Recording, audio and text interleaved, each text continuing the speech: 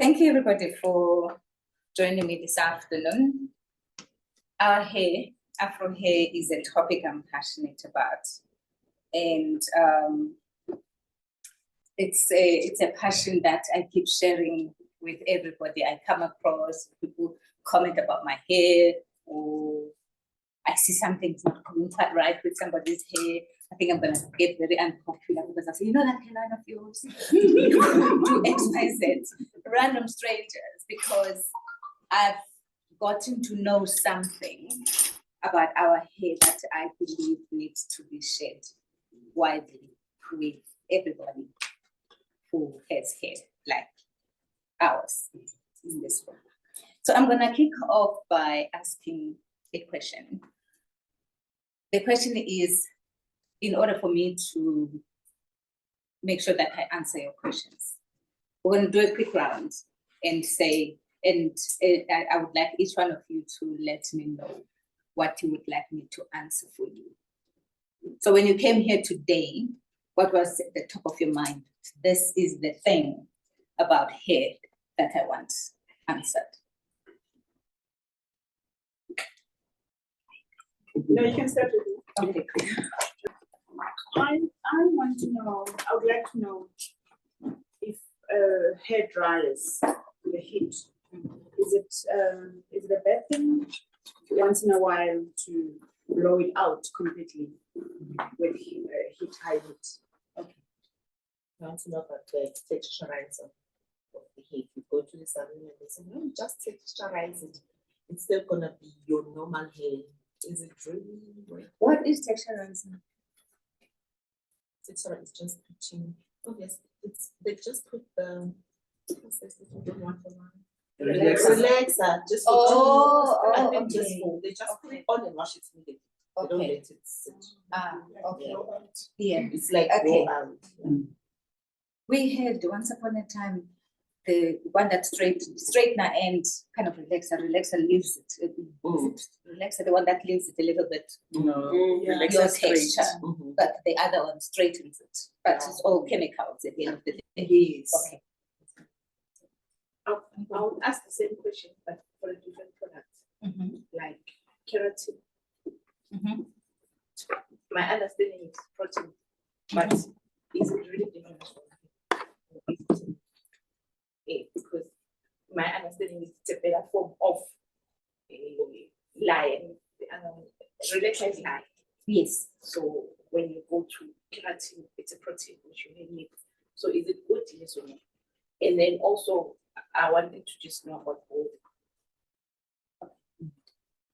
how to overcome that if you are at risk. If you have maybe products or what are the causes and what could you do to avoid it? You need to get more. I'm kind of banking them at the back of my mind. I've got a little presentation that I talked through, and a lot of the questions that I'm hoping will come up are going to be answered there. I might not look in your direction when I'm answering the question specifically, but if it's something, I know that it's in there. And if when I'm done talking, then there isn't an answer to your question, feel free to raise it again. Maybe how do you fix a hairline when you experience damage from using a whole lot of different products? Tenji, and I would like to know what you can do to manage hair that's very coily in its natural state. Sorry, repeat that, Tenji. I want to know how to best manage hair that's extra kinky. What's the best way to handle that? And the fact that we don't use kink to describe our hair. Okay, extra coily. But so if your hair is extra coily, how do you manage it? How best to manage it? What of managing it makes it difficult to manage? So when you say managing on a daily basis, like when you get up and you are trying to how you minimize the work that is involved in making it keeping it natural decent, in its natural state. All right. So combing it or plaiting it overnight, or and maybe all of these there's a way to remove the tangles or soften it. Yeah, perfect. So mine is, I keep natural hair, but obviously what you see now is me plaiting every night and undoing. You don't have to do it. He lives right here, isn't it? But anyway, Yes. so what I've noticed is because I plait at night and undo, then I have these knots at the end that I have to sort of like comb out. But now I'm worried that I'm always like breaking my hair. So how do you manage that? I know I'm not supposed to plait, but it's not manageable if I don't. Yes. It helps it helps to elongate it a bit if you plait it. Yeah. So that it's not in its shrunken, very difficult state. Yeah. I find this a very frustrating. I don't want that. There's nothing I enjoy about our natural hair. And I feel, I'll be honest, I feel there's so many products, everybody promises something. I don't know how many products I've got in my house. This one says, try this, and then by week 1, you see it's, because I've got that. Coil. I comb it, by the time I get to the kitchen, it's gone. Yes. It's never like that. But when I used to relax my hair, it's very long. It gets long. When it's in this natural state, it doesn't. So, I don't know, help. Help. Everything So you know about your it is your level of frustration that I'm sensing is the same frustration that led me to be where I am today. Because I was thinking to myself, this is hair that grows naturally from my head. I was born with it. Why is it so hard to do anything with it?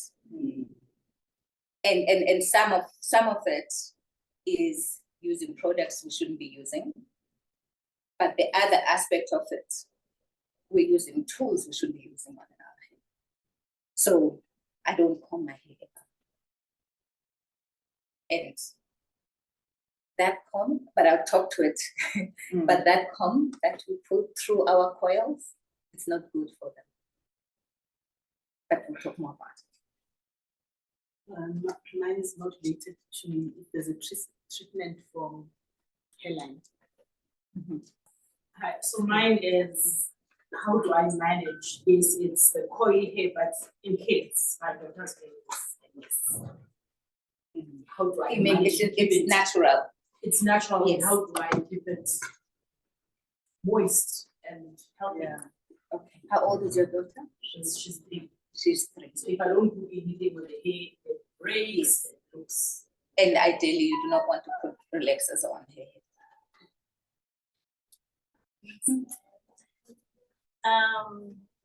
My question, my hair needs similar to hers.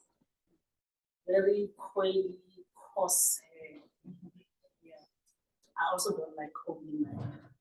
Just do this after a shower. Yes. Okay, so for me it's hairline because of Yeah. what I like. I like combing. You like combing? This I do. I prefer the combed look to the What is the combed look? Like the afro that hair afro. No, I know, but yes. because my hair is coily, the only way I achieve that is if I comb. Okay. You can still. And because I love braiding, the hairline is combed. I know it's the braiding. You know, our hairdressers, for some reason, hope no one has a hairdresser, are our own worst enemies. I don't know, of late, they have managed to get dreadlocks to break people's hair. Yeah. That never used to be. I had dreadlocks for 10 years. I had dreadlocks and they were perfectly fine. They were long. Now they're doing this crocheting thing that they're doing, and it's Breaking. and twisting hair and pulling it out of the roots. You start out with more hair around your lock, and then you end up with more parts than lock than hair, because the hair is slowly just disappearing. You know. So yeah, I'm with you on that one. Growing up, washing your hair, you take a bath. Those of us who came from your hair, and then you wipe and you've gone. Then suddenly we got introduced to shampoo and condition. So besides the brand, does African hair need to be shampooed and conditioned? I don't care which brand, that's what I need to know. It came on later in my life. I never knew my mother. Male cleaner, and I've never had them say shampoo and conditioner. Yes, you know, that's the one question. Two, I'm one of those people who are denied about the silvers in my hair. Yes. For a long time. Embrace them. I'm not embracing, but I'm accepting all of it. Yeah. So I like to color my hair a lot. So in choosing and deciding to color one's hair, you know, what should one be aware of and all those things. As well, I like my third question, I like to cut my hair. But now I've been told they can also eventually calls me in jeeps as well. That the people who also braid a lot. But I prefer it short. I've got answers for all the questions, but if I don't touch on any of them, just keep me honest. Hi everyone. My name is Ludo. Dr. B, I would like to compliment you. You know, I had alopecia. There was nothing here after plating for so many years. I lost my hair completely. But since I started using your products, I never thought my hair would come to this.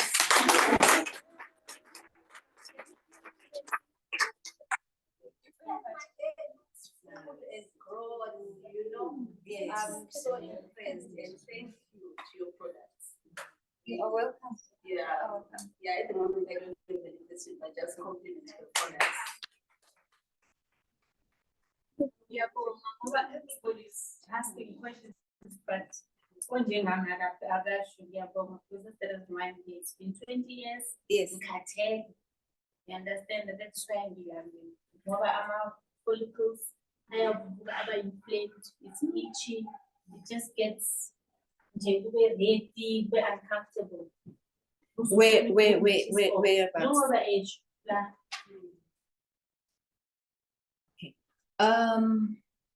So one of my other favorite topics or subjects to study or understand is the immune system. And I hope I'll kind of remember to touch on that when I talk about alopecia, traction alopecia, and the reasons for hair loss in traction alopecia. Everyone, please just keep me honest. Hi, I'm Lee, and my first question is, can we change the texture of our natural hair? So for example, if you have very thin natural hair, can you get it to be coarse or vice versa? And another question is, should we really be braiding our hair at all, or should we just let it be and perhaps twist it like you have? Yeah, I'd like to know. Hi. My name is Shrinkage, and I would like to know how can you minimize bleaching? Hey everyone, my name is Omar. My main question, the reason why I'm here is because of the hairline. I've got long hair and all, but my hairline is being eaten up.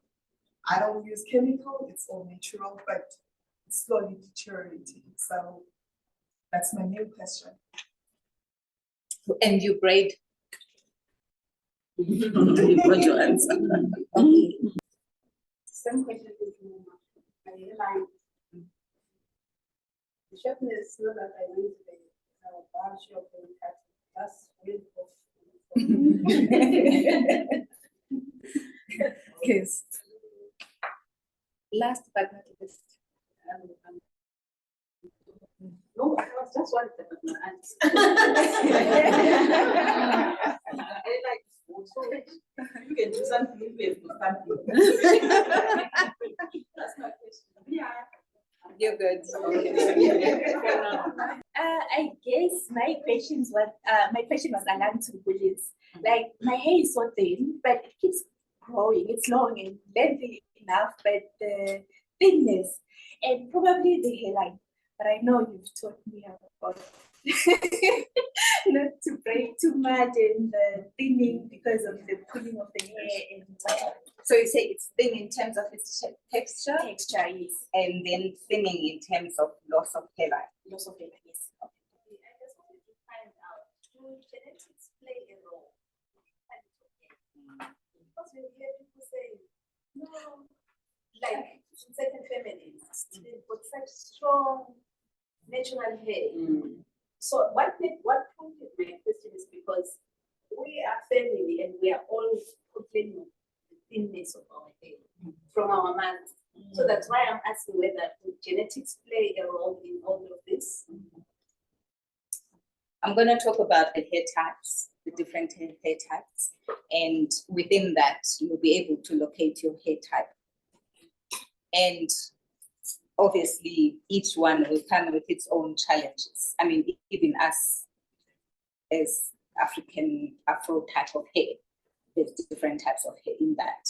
And so how you manage with hair that is, for example, thin or coarse or whatever, everybody has their own challenges, but you'll be able to know your own hair type and then what to do with it. How often should you wash your hair? Anybody can answer this. I wish I could wash my hair. Why is that? But what I'm trying to get to, what is it that you're trying to get out of? So how often do you wash it now that it's in braids? If you're not gonna go to the gym. Now I wash it every 2 weeks because I'm scared to wash it every day. So you wash it in braids every 2 weeks.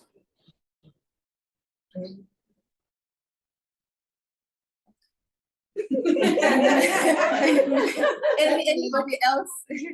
How often should you wash it? I wash my hair. You wash it once a week in braids. Do people wash hair in braids? I didn't even know that was a thing. Yeah, well, we stand under the shower. Try not to rub too much. You spray and then you stand. So that water runs it feels through. clean. It feels clean, but you're not putting any shampoo or anything on it. No, I'm putting the shampoo, but I'm putting it nicely. I'm putting it on and then I stand up. Yeah. I like washing my hair. Oh, And combing it. Just because it feels clean. yeah, but it's also refreshing. Does anybody here know of washing or think that washing hair makes it grow? It makes it Grow. Yeah, It's a story. Yeah, water makes it Although I call it tree on the land, right? It's not a tree with roots. So we can't like water it and then. I've never had that. So it's a myth. It's a myth that is fed to us by hairdressers. We'll get to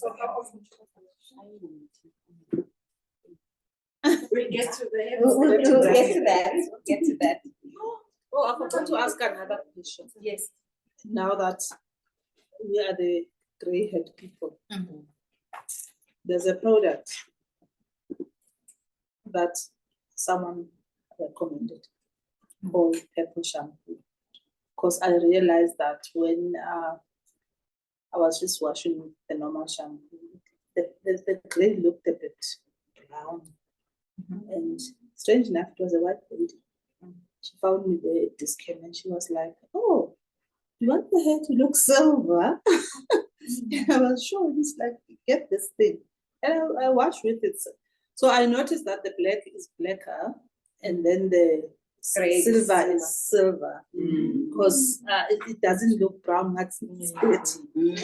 Yeah. It's a shampoo though. It's a shampoo. It's a shampoo. It's called Silver Touch. It doesn't dry your hair. No, because after that, I use the shea butter to put on.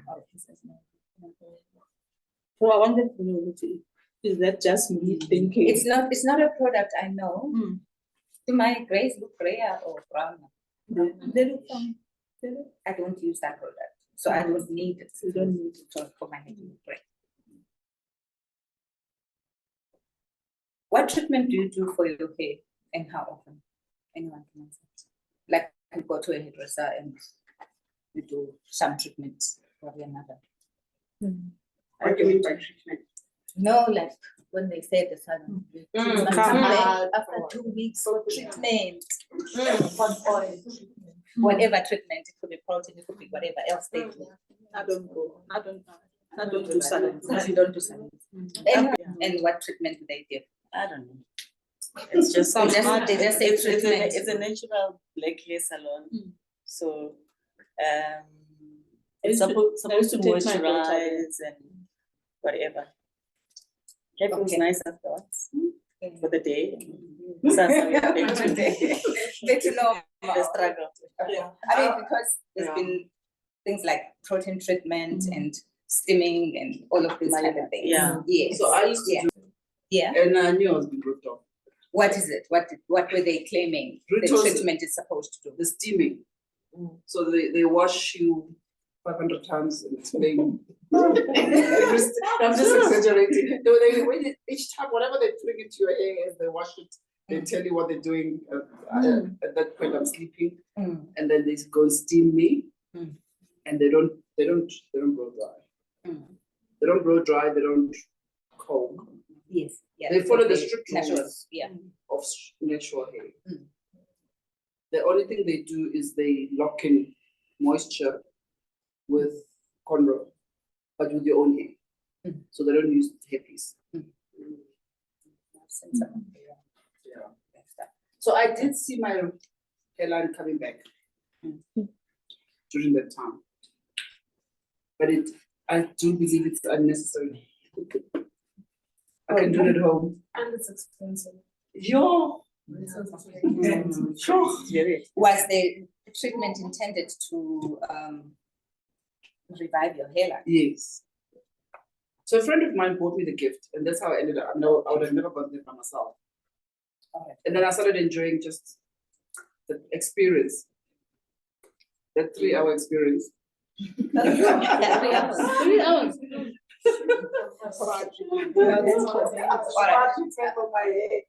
We're gonna talk about some of the hair treatments that we're supposed to be getting for our hair. Then my second last question. You know, when babies are born, our babies are born, what does our hair look like? What does our hair look like? Oh no, where's that? It looks very nice. Well, This is all her hair. Yeah. Beautiful, huh? Yes, no, she has it's great.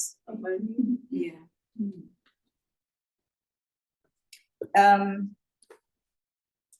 So the question is, when babies are born, like babies, African babies, what's the texture of the hair of the baby? Soft and silky and straight and whatever. And then after a little while, what happens? Goes back to normal. Well, let alone those who cut the Starts falling off on its own. Yeah, it starts to change texture into the coily shape, right? And why do you think that is? So weather. The environment. It's the harshness of life outside. The reality of life outside. We do start applying different, washing. No, but usually they're like the babies are still quite small, so usually there isn't like a hardcore. Although there's those There are shampoos. shampoos for washing things. Okay.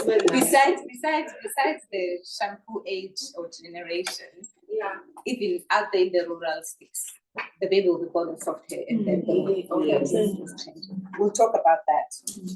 Do you believe there's a difference in growth rate between African hair and say Caucasian hair? How fast the hair grows? It's the same, it's just the coil. Anyone else with a different view? I think we all It's all the same. and it's just the All the texture. same rates. It's all the same. I'll talk to Actually, as someone who has been in newborn space, Yes. you know that white babies, when they are born, they look bald. Yes. They don't have hair. They don't have hair at all. Most of them. It's like a standing joke, but white babies, Barbie. we come out with the hair full of hair. Yeah. Okay. I mean, the answer to the question is the rate is now different between African and Afro type hair and Caucasian type hair. It's the same. The difference is in the length. So if any of you have partners who shave their hair, who go bald and shave their hair, how often do they shave? Once a week? That's how quickly they have, that's how often they have to shave their hair. That there shows you how quickly our hair actually grows. We just get stuck in the lengthening parts to it. Because our hair keeps breaking for one reason or another, we never achieve the length. I mean, I've got an experiment going on here. I'm just looking to see how far this thing's gonna go. Because I'm just as surprised that my hair can grow this long. How come dreads go that long? Even with the people with the thinnest hair, you can see they've got 3 dreadlocks. Yeah, my hair only grows when I've got dreadlocks on, don't they say? Yeah, that's because that I'm gonna touch on that again in the growth cycle. But quickly, that's because hair sheds naturally. It goes through a growth cycle and hair naturally sheds. So if you see some of the hair down there on the floor in the shower, don't worry. It's part of what should happen, unless there's some other chemically induced reason why your hair is breaking, or hormonal induced reason why your hair is breaking, or chemotherapy reason, whatever. Your hair normally naturally sheds. When you've got it in dreadlocks, the shaded hair doesn't go anywhere. It stays stuck inside the lock. So that's why it looks like dreadlocks go my hair compared to knots. Whereas if your hair is free, whatever shaded hair, you put a comb through it and fingers through it, whatever, it will fall off at one point or another. And for us, unfortunately, a lot of the time, that's what's gonna end up in knots. Because it's gonna detach from the scalp, going through its natural process, and then ends up kind of stuck in between the other hair that's there. So it doesn't fall out. So you end up with this hair that's at the top and kind of forms nice little knots like someone actually went there with that, you know? Or it comes out, and then when you look at it, there's 2 pieces of hair joined in the middle, like tied together in the middle, when it actually comes out of your hair. The last question was, what's your hair type? But I'm going to talk to that just now. All right, so my thesis, if you can call it that, or my starting point is this little known fact. So what I talk about here is that the shampoo that we reach for at the supermarket, if you haven't been informed of this, is not good for our hair. Actually, ordinary shampoos were invented for use by people with straight hair, wavy hair, or curly hair. And I'm including curly hair in that, in those 3 as well. Because those 3 hair types of hair, because they are straight and long and kind of go down, the oils that get secreted by your scalp naturally come down the hair and make the hair oily, right? And shampoos were in, when people stopped living in the mountains and in the middle of nowhere and lived indoors, it no longer became necessary to have this insulating blanket against the cold climate created by the hair that grows down, insulate your neck, insulate your brain, and you've got this excess oil that gets secreted by your scalp and it creates a blanket around your scalp. That's an insulation against cold climate. That's what those oils are there for, naturally. But because we now don't live out there in the middle of nowhere where we need this protection, the shampoo was invented. And all it is a degreasing agent. And it removes oil from hair. That's what it's there for. And it's quite harsh That's why you have to follow it with a conditioner, right? So that the kind of like the cuticle, the scaly part of your hair shaft can lie flat down again after it's been basically treated with the shampoo to remove the oils, and then the conditioner will help to set it back into the flat shape. That's what shampoos are designed for. So us, with our hair that is coily and grows upwards, oil is not going to travel upwards. It sits down. So our hair is actually evolved for dealing with hot climates. So our little springs that grow upwards like this allow heat to escape, all to protect the brain, the hair, and whatever in evolution. So our little springs that grow upward, hair that grows upwards, allow heat to escape. We do not need oil to be part of that mix to create an insulation blanket. So that's why our hair doesn't have oil actually. Although people out there would make you believe that your hair is oily and dirty and all of these kind of things. Our hair is starved of oil. Naturally, doesn't have oil. That's why when you wash, so a person with straight, wavy, or curly hair, Caucasian, if they go 2 days without washing their hair, it gets greasy. They fret about it. You can go weeks on end without washing your hair because you do not need to remove any grease. There is no grease to be removed from our hair. So we need to get an understanding of that. Shampoos are not for us because we do not have the oils that shampoos are designed to remove from our hair. So every time you shampoo your hair, you are taking off what little oil it may have had. That's why your hair feels nicer when you haven't washed it for a while. Like if you touch it, it actually feels nicer than when you've just stripped it with a shampoo and it feels harsh and dry. So that's basically what we are, that's what we're talking about. And so what I say is, when I woke up to that fact that actually shampoos are not good for our hair. In shampoos, what's not right is sulfates, right? So they'll say sulfate-free shampoo, that's what you should use when you've got our type of hair, right? And so I went through the shops like everybody else. Someone said they've got a whole cupboard full of stuff that they attempt to use to do XYZ, right? And I see this bottle and it's got an afro and it's got foam and all of that on it. And then it's written there in bold 0% sulfates. So I picked this up and it's like, yeah, this is what I read I need for my hair.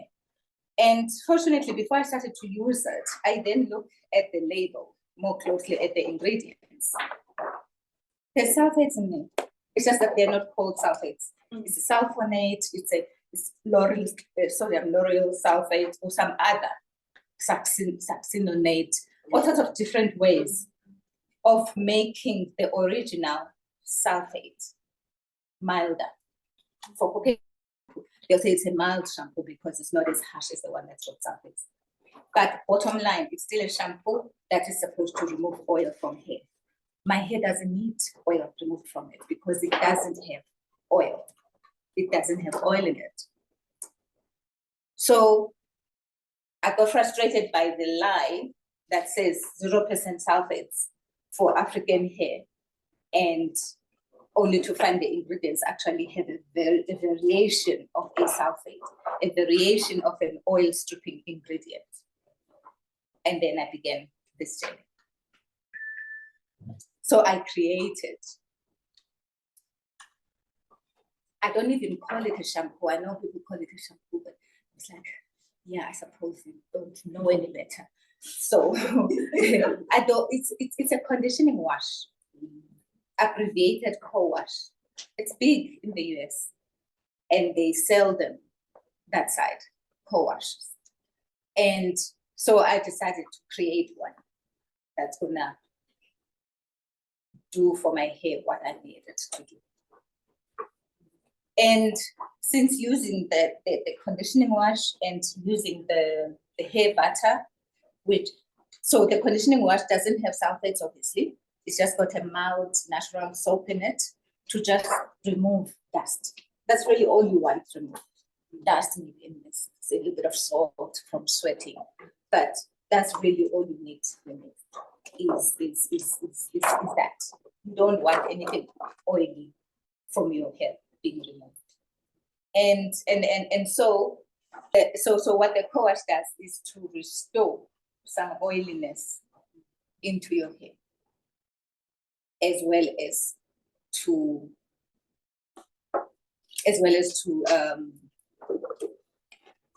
remove the dust, whatever, with the little soap that's in there. And you don't need to wash 3 times and repeat whatever. You just, but we're supposed to show it with the camera exactly how it works. Quite simple. And that's basically the journey that led me to where I am today. So we're saying that this is the co-wash, no to shampoos. If you can do one thing for me today and stop using shampoos from the store, use the conditioning wash that I've developed, you will be very happy with your hair. And then the hair butter that goes with it is really to restore the oils that we do not have naturally. And so when you apply the hair butter on your hair, what started to happen, I got a little bit frustrated with it because in the beginning, if you see the timeline, if you see this timeline, so that's 2014, the big chop when I got rid of my dreadlocks. And then 2018, that's when I started to develop the product and started to use it. Then in 2020, kept using it, but my hair kept getting longer. But I was like, I like it spiky. I don't want it to kind of like come down like that, lie down like that. So I kept kind of chopping the sides and doing things like that to keep it, you know, upward. And then I realized actually, if the hair is growing, it's gonna do that naturally, right? It's gonna lie down. So I kind of just got to accept that fact. And then after that, it just kept growing. So my hair is not locked like in dreadlocks. It's free to be unraveled whenever I so desire, which I had never done, right? So that's basically the journey that I've been on with this timeline. And you can do the same thing. And maybe if I forget to talk about it later, if you want to braid your hair, give it a break from the twist out and twist that I do, you can. You just treat your hair with the conditioning wash and the hair butter beforehand, and then it protects your hair, and then you can braid your hair. But do not put heat. That's about it. Do not put heat on your hair. Just once.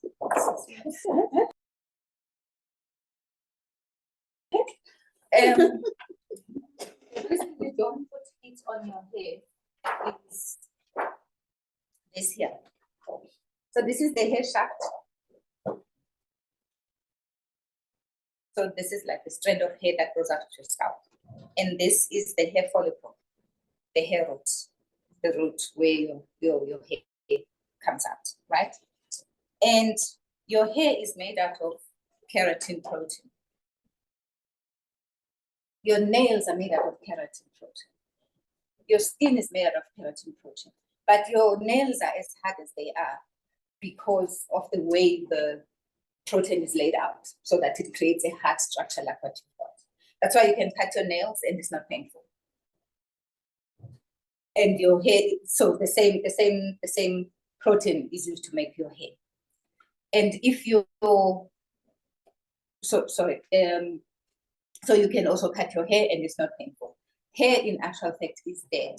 The only living part is the one that's under the skin, the hair follicle, right? And so protein, think of an egg, the egg white. When you fry that egg white, goes hard and white, right? And it never goes back to its natural form after that. Whenever you're applying heat to your hair, think of that egg. It's a protein. Yes, it's a harder protein than the albumin that you will find in egg, but it's a protein nonetheless. And heat denatures it. It damages it. And so the more heat you keep applying to your hair, the more damage you really put. Your hair doesn't like heat. That's the bottom line. And so what we talked briefly about going to the salon for protein treatment, to steam your hair, and all of those things, right? So protein that is used to form your hair goes through your mouth. It's what you eat. It doesn't, if somebody says it's gonna do protein treatment and start to add protein on your dead hair that is no longer living, they're just playing with your money, because that protein is going nowhere on that hair shaft. That hair shaft is fully formed. Yes. Well, is it the same as the protein? Actually, I think 2 days ago, I was at the NHC Bryanston for something else, for physio. And then I saw they've got a poster of protein injections for hairline. What? Yeah. Actually, I'll show you. I've got it on my phone. Yes. So this lady, she's a dentist, but she does it as a side hustle or something. She's gonna say no. She's a doctor, somebody. She's a dentist, but she does hair out told of me scope. She's multi-talented. But she says it's injections on your scalp. Yeah, protein injections. It's called, I'll tell you now. I took a picture of it. But it's called hair, it's the hair fillers. I'll send you this, you'll see. I mean, if it's not something that transplants hair onto a patch of hair that has lost hair permanently, then it's not good. Because you can't inject protein into where? Yes. Because where I was going with this is this: you need water and good nutrition through your mouth, travels into your blood system. Yes. Your proteins that get broken down, your meat you eat and broke down in amino acids and then get absorbed and go to your bloodstream, end up here. You see the red and the blue, those are blood vessels.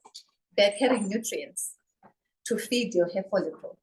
And your hair follicle is the machine that actually generates the hair you see on the outside. It generates it from the bottom and feeds it. And so it takes those nutrients. Now, when they come with a needle and start injecting protein, where?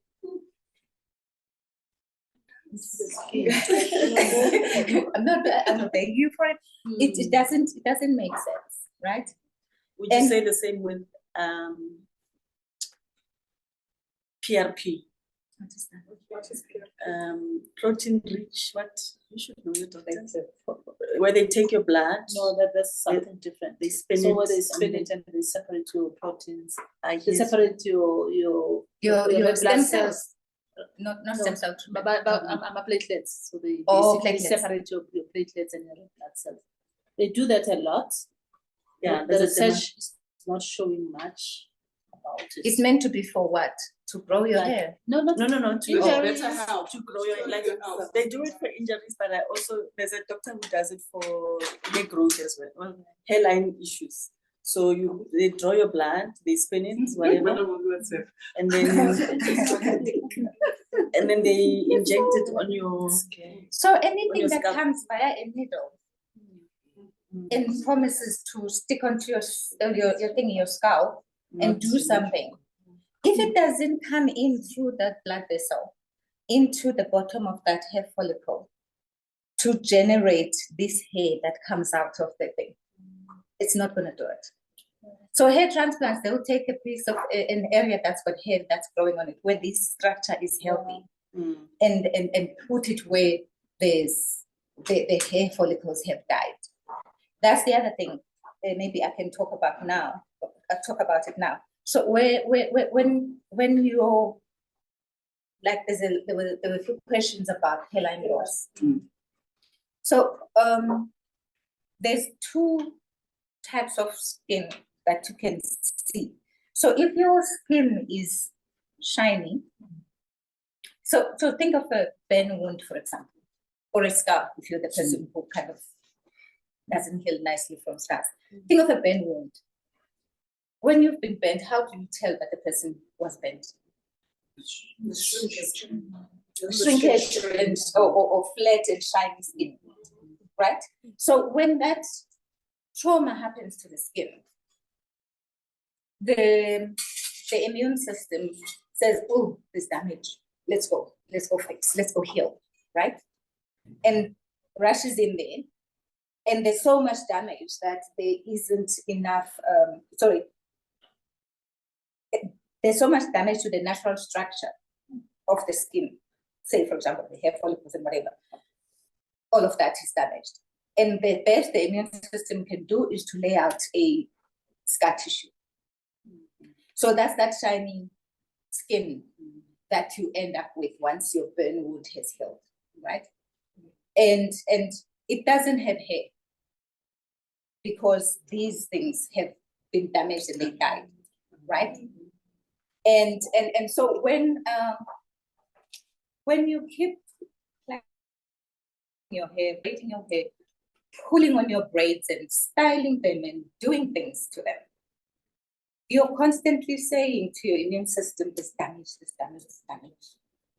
There's damage, there's more damage, I'm causing more damage. You know, like, I don't know, I think people also sometimes believe that if the braids don't pull, your hair is not gonna grow, and it's you know, which is really bad.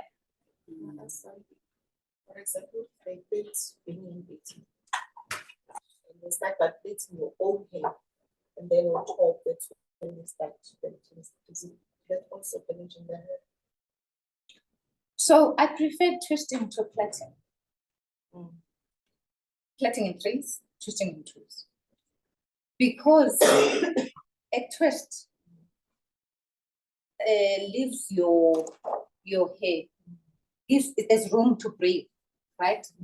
No matter how hard you make a twist, by the time you get to the end, the base has sprung out into a comfortable, non-painful state.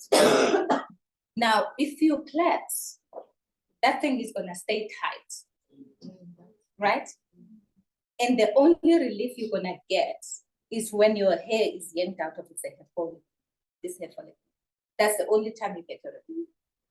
Because, okay, maybe a week later, your hair has started to grow as well, so you will get relief that way as well.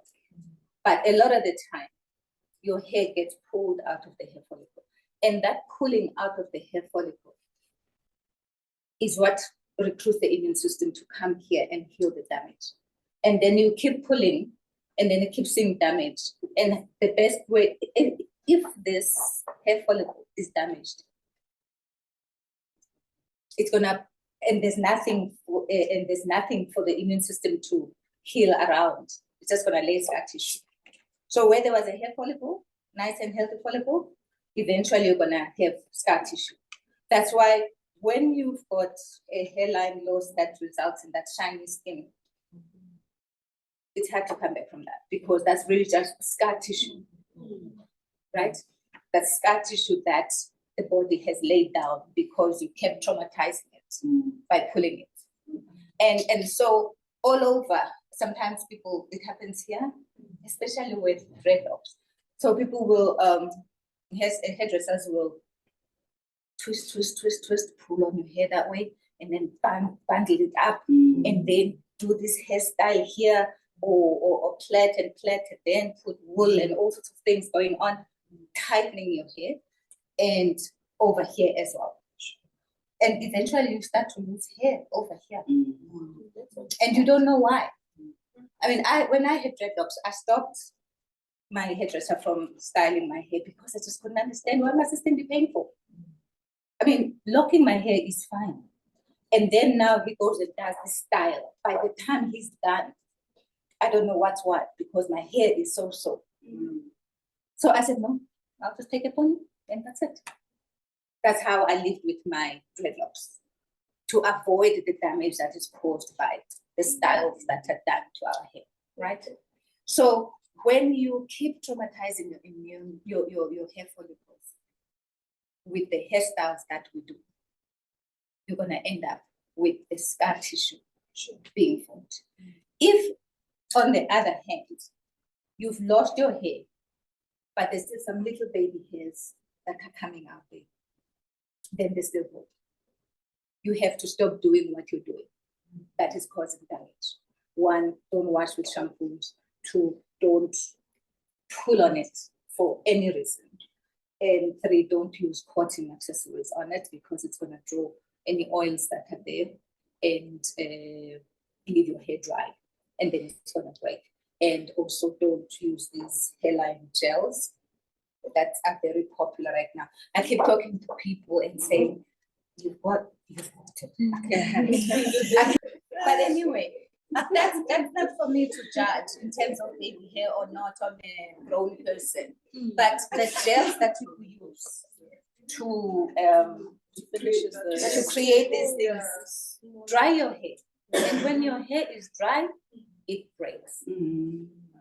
If there's one thing you have to remember, don't dry your hair. Don't make your hair dry in any way. Because when it's dry, it breaks. When it breaks, then you don't have length. That's why you get our hair doesn't grow long because it doesn't. It's because it's dry. When it's dry, it breaks. So you will not get length. Right? So that's kind of what I wanted to say about the hair follicle. And as you can see, no hair dryness. No keratin. I saw keratin. Okay. Yeah, no, because it's keratin protein. It's protein, right? Yes, Heat, keratin not gold. Yes, that's what I was saying. Oh, I have here eumelanin and pheomelanin. So when you've got black hair, you've got lots of eumelanin. When you've got blonde hair, you don't have a lot of eumelanin. When you've got red hair, you've got pheomelanin. And then when you're gray, you've got nothing. Comes with age. So this is also what I wanted to take you through. Issue that the oils. We live in a very hot climate in South Africa. And so when you are saying heat, are you talking about artificial heat or even the natural heat from the sun? Oh no, I'm talking about artificial heat from blow dryers and things. Oh, okay. So if you need the oils, if it was made not to need it, it travels back. So if you kept your hair cut short or like clean shaven or cut short, you probably don't need to apply anything to it. When it's close to your scalp, the oils that come from your scalp will naturally reach your hair. Although that said, because our hair coils upwards, even with my hair like this now, it kind of falls this way. Because my base is still upwards, I don't have the hair oil issues a person with straight or curly hair will have. Because my base still points upwards, my hair oils don't come to the rest of my hair, if you know what I mean, right? So even if your hair is short, the bit that's above your scalp still needs some oil for it to feel nice and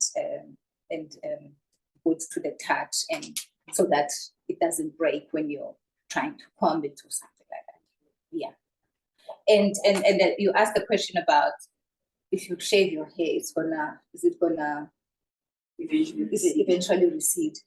If you're causing trauma when you're shaving your hair, if there's something painful about it, something that says inner or out when you're shaving your hair, then that trauma is what's going to recruit the immune system to come back there and heal. And if it comes to heal, then that's when you get the clear skin or the like the burn, scar tissue kind of skin.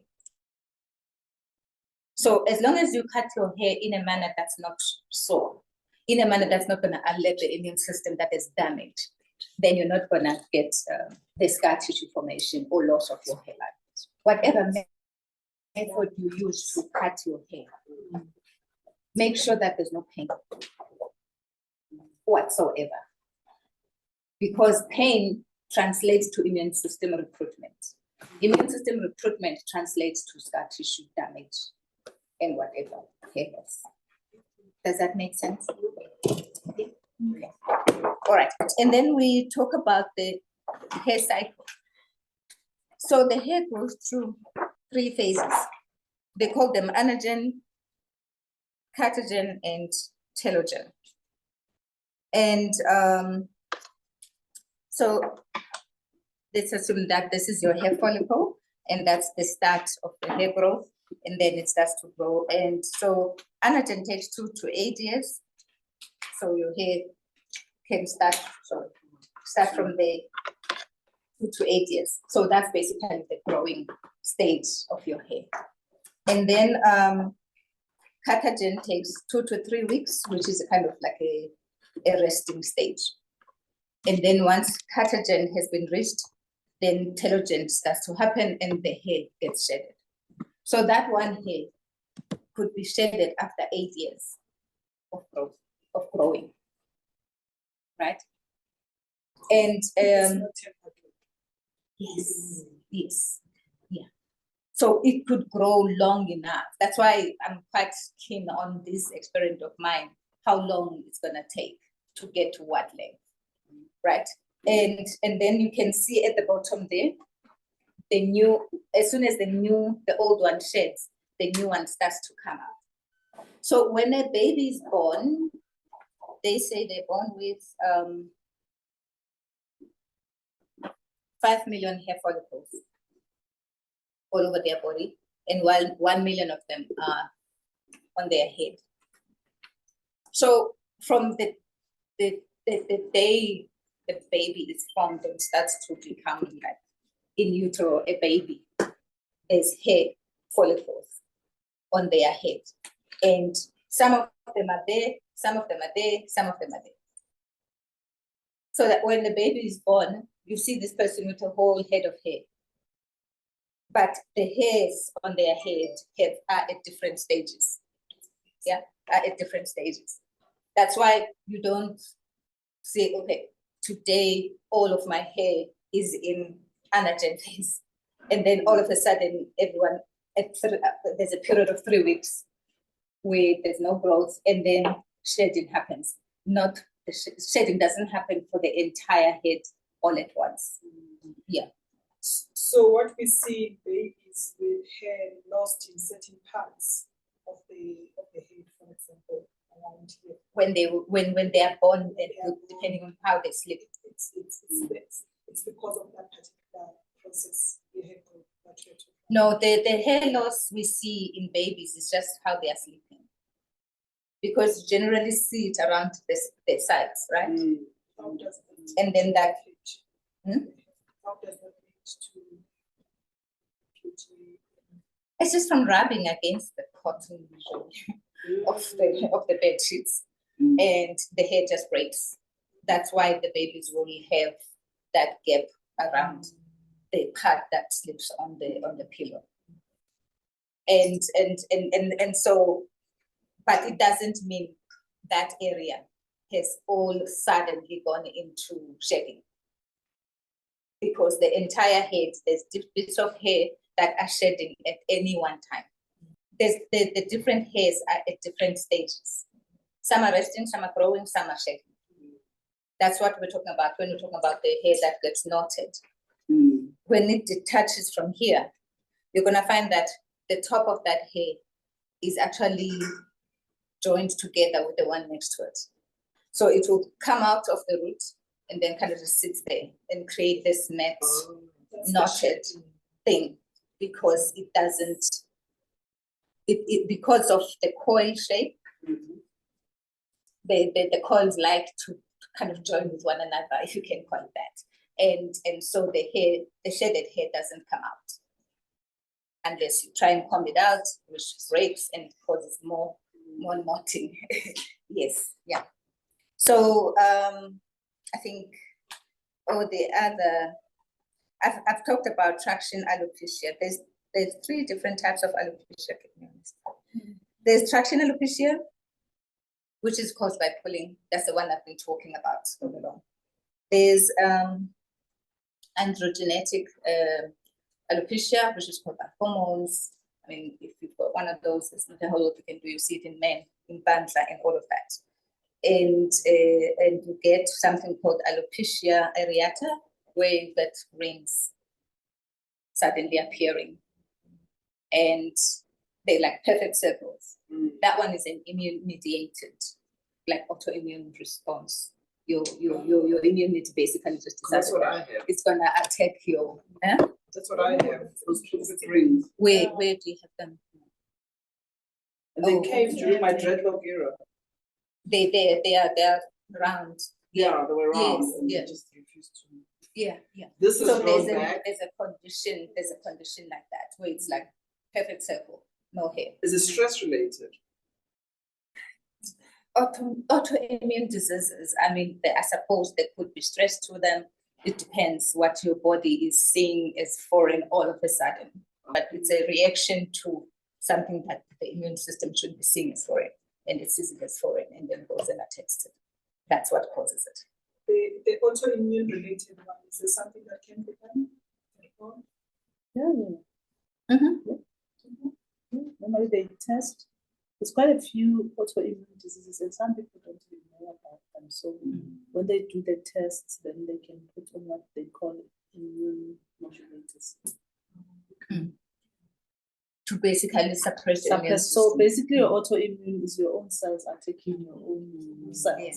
So when your immunity reacts to something that it shouldn't be, it's never a good thing. All right. So the suppressing of the immune system so that your body can recover from that inflammation, like the follicle, will get inflamed. The Oh yes, we talked about inflammation. Yes. The arthritis. So you said what's happening with your follicles on your head? They get inflamed. What do you experience as inflammation? Itchiness, tenderness, gets red, and I scratch off. So it is alopecia, I think. It is. And the arthritis. So I'm wondering if alopecia has any connection with ulcers, because whenever that reaction happens, I'll be wondering, what did I eat? What's happening in my stomach? Because the ulcers now are reacting as well. Okay. So I've been going to the doctors for the past 22 years. They will treat you. Like now, I did a treatment in 2020. And this July again, it started, hence I had to. So, one of the things I've woken up to lately is a lot of the times, nothing against doctors, they treat the symptoms of what's going on, not the source or the cause of the problem. So, for example, you might find yourself, you've got a rash or something, or, well, let's not say a rash that's caused by a parasite. Like your skin is dry and then you start to develop problems with that. And your skin might dry out, and then you might start to then have things like fungal infections or bacterial infections becoming part of that environment, because it's dry, it's itchy, you're scratching, you're damaging the skin, and then you've got these other parasites that are gonna then come in there.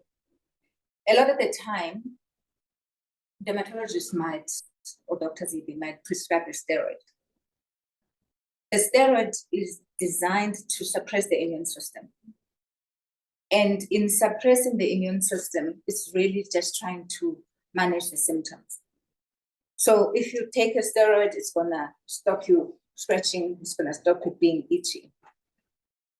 But it didn't actually address the root cause of why you were itchy in the first place, which was, for example, just a dry skin, excessively dry skin.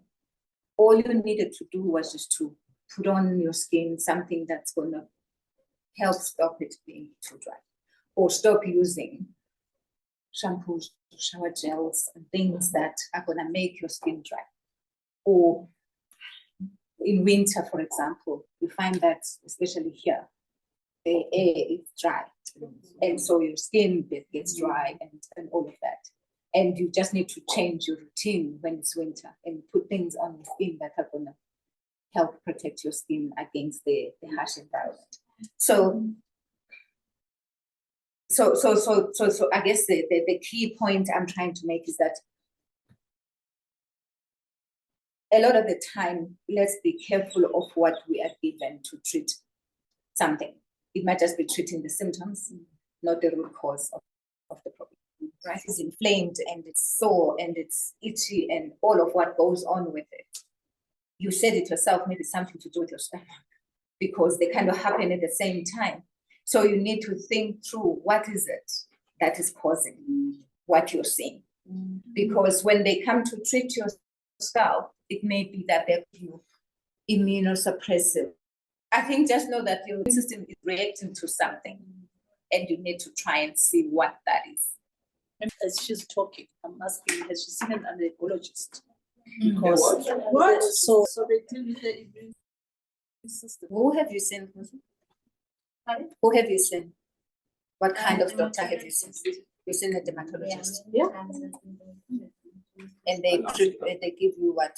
Cortisone preparations. And you give me the weight also, like you said, we have to be careful because I think it contributed in thinning my skin. Yeah. Because right now I've got a round silky, you know, it's like it's damaged because I didn't know that the DrB has got so they're giving you a steroid to take and a steroid to put on your skin. No, I mean, I think steroids are useful in certain situations. Like, for example, you've got a severe asthma attack. You need that immune system to be suppressed very quickly. Yes. But the rest, long-term anything, not good. But especially on your skin. Right. And when your hair is longer, what do you do? Yes. You plait your hair and do things. Yeah, my friend asked myself doesn't like when that afro comes. So I think there are two things happening. Your hair grows. In actual fact, it's not cutting your hair. That is, it's not doing the things that you have triggered immune system. Into your point, the hairpiece itself, not to point in the echo, Even the thing is, the hair they use for the hairpiece they use for the allergy. Just remember one thing. Yeah. You know, you said our hair doesn't like heat. How about the heat created by wigs? No, it's heat as in like hot temperature. Like Sometimes they say a hot blow dryer. As long as you don't do those glues. Oh my word. Those glue things on the hairline. No, just putting it on. And then and also just remember that depending on what material it's made out of, usually it's like a plasticky synthetic something on the inside. And that on its own, as long as you're not reacting to the plastic, it shouldn't be an issue. And if you protect your hair underneath the wig, and if you wash it properly, you moisture lock it properly. Oh, that's the other thing. Moisture lock it properly, then it's you can put a wig on top and it will be fine.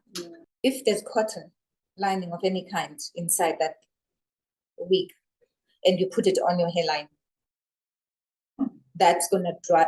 Cotton sucks oils, right? And that's gonna dry your hair. And when your hair is dry, it breaks. So when the tube falls off, the silk tube at night, the pillowcase. So that's why I put a silk or satin. You either put a satin silk kind of wears off. It doesn't tolerate all that washing, so it just disintegrates very quickly. So now I've kind of ended up using satin. And you know it's satin if one side is shiny, the other side is matte. And I cover the pillow with a satin. What did you say was the frequency for washing the hair? I'm on 8 weeks since my last hair wash day. And I go to the gym, just tie it up, and off I go. And I've been going to my kids. No, nothing. They're lying to you. No, they don't lie to me. I would have washed it like probably a week or so ago, because the hair butter that I put on the wash day, when I washed it, it starts to kind of disappear over time. And then rather than expose it to being dry, I did my hair wash day. So how often do you put that? I can feel some itchiness, especially around here, the top of my head. And that's because, like I said, the hair butter is wearing off. My hair is starting to dry out, and my scalp is also starting to dry out. So when the scalp is dry, it gets itchy. And then you go and scratch the skin, and then you've got fungal infections and bacterial infections. And then you say, you've got a problem of dandruff. The source of dandruff is really a dry scalp. Sort out a dry scalp and you'll be good to go. So now, because it's starting to dry out, I'm now gonna I'm gonna wash it so that I don't get an itchy scalp that's gonna lead to scratching, that's gonna lead to dandruff and everything else. So I think the takeaway message is that your scalp must not be dry. If your scalp is dry, you're gonna end up with dandruff. So if you have problems with dandruff, go to the source. It's the dry skin. That's a problem. And the hair butter is designed for application on hair. It's designed to coat hair in this protective coat. And it's not meant for applying on your scalp. If you use the hair butter on hair, then the hair butter that's on your hair is gonna end up on your scalp. That's what I'm saying. The sprays we use are useless. Which one is now? The spray that I spray every day. I wanted to say one thing, just one thing about moisturizing. When someone says they want to moisturize your hair, they put you under a steamer or whatever. It's like taking water and putting it on your nail, waiting for the water to sink into the nail. That's what they're doing to your hair. They're just making it wet. They are not, that water or steam or whatever is never going to penetrate the fully formed protein hair shaft. The water you drink, which goes via blood system and feeds the hair follicle. That's where the hair follicle needs water molecules to construct the hair that comes out here. That's why when you see, like, for example, malnourished children, what does their hair look like? There's hardly any hair a lot of the time. It's very, very wispy and fine and whatever. If you don't get good nutrition, good water, good balanced nutrition, minerals, and all of these good things, your hair is going to show. So to get good hair, it starts with your diet. It's what you eat and what you drink and how much water you drink. Water is never going to penetrate. Hair is dead. So that's why I don't call my hair butter a moisturizer. It doesn't do that. It's a moisture locking. So what it does is to coat your hair on the outside, you coat your hair shaft on the outside and protect the integrity of the structure that is already formed on the inside. That's actually one of the reasons I ended up going with my hair in gray, because the product was working so well in protecting my hair that when I tried to color my hair, someone said I used to use henna because I think it's milder than aboinecto and every other chemical that you can think of. And so I used to use henna to color my hair. And because the hair is so well coated and protected, the henna wouldn't penetrate. So I ended up with brown hair and gray hair and black hair. So eventually I decided I'm just not going to try to color it anymore because the color doesn't penetrate the coating of the hair butter. There are a couple of things to point out in this slide. The first point is the proportion of 85 to 90% of hair follicles that at any one time in the 2 to 8 year anagen growing phase, 6 to 8% that is in the resting catagen phase, and the 2 to 9% that are shedding 50 to 100 hairs per day during the telogen phase. The second point is the significance of the density of hair follicles, which is estimated to range from about 900 hair follicles per square inch for Afro hair types to nearly double that at approximately 1,500 hair follicles per square inch in Caucasian type of hair. In fact, the test used to check for density of one's hair is to part the hair, and if you can hardly see the scalp, then you have high hair density. And if you can easily see the scalp, then you have low hair density. Again, this is a reflection of the climatic adaptation. More dense hair for cold climates and less dense hair for hot climates. What this also means is that there are fewer hair follicles to secrete oils in Afro hair, and therefore less of a need for the more frequent washing with oil stripping shampoos that are necessary with straight hair. The low density of Afro hair is also why you can plait all sorts of interesting geometric patterns on Afro hair, which you can't do on more dense Caucasian hair. The third point is about the DIY lock spin that I use together with the AquaLoc4cee co-wash and hair butter to create the thick, long, luscious locks that you see in the picture. This method stops dreadlocks from thinning or drying out and as a result breaking, effectively allowing them to grow longer. I'll show you in more detail in the AquaLoc4cee brochure towards the end of this video how you can create your own lock spin and how to use it to create dreadlocks on any hair type.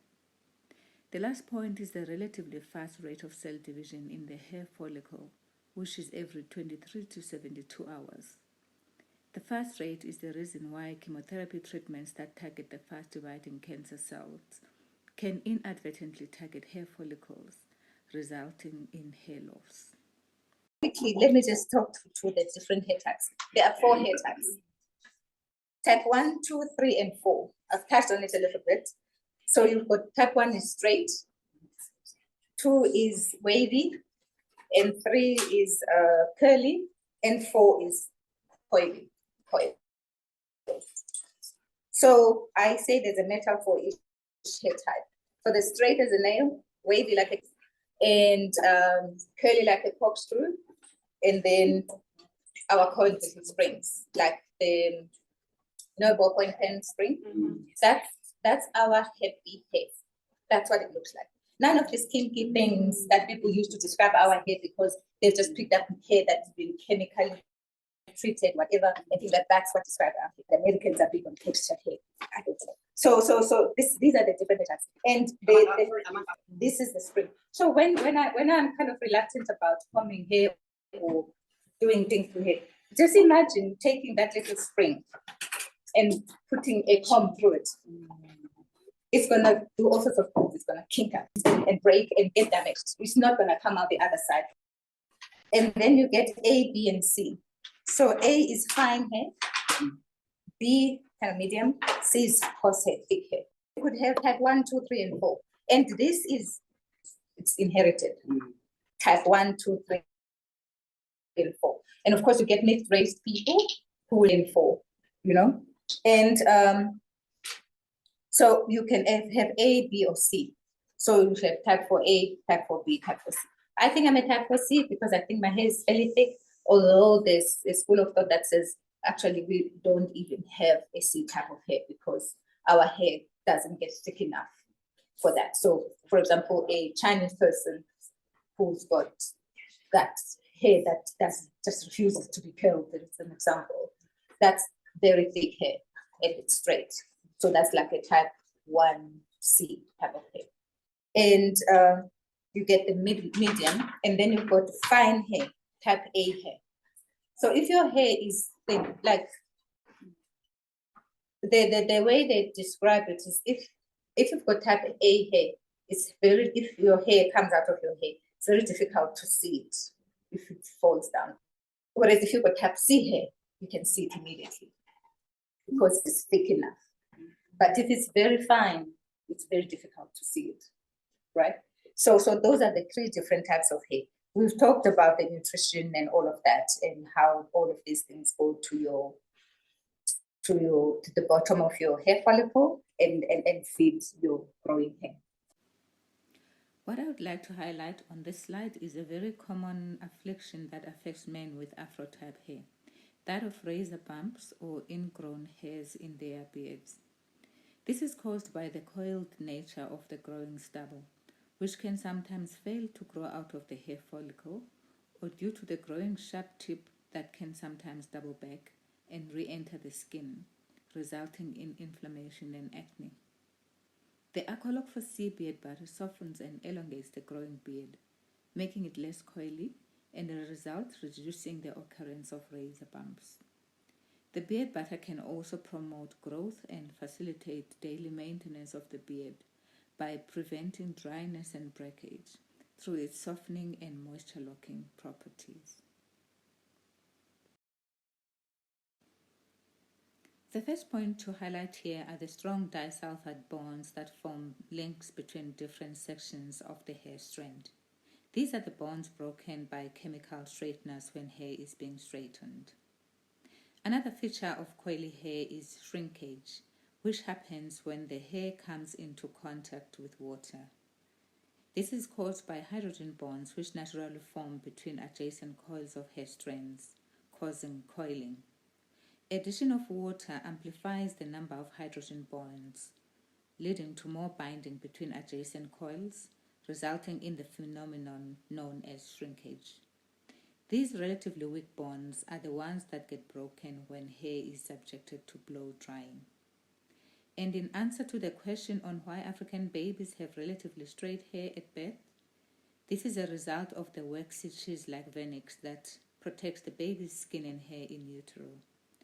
When the baby is born, this waterproof coating is slowly washed off, leaving hair free to form more hydrogen bonds between adjacent coils, resulting in the coily nature of Afro hair.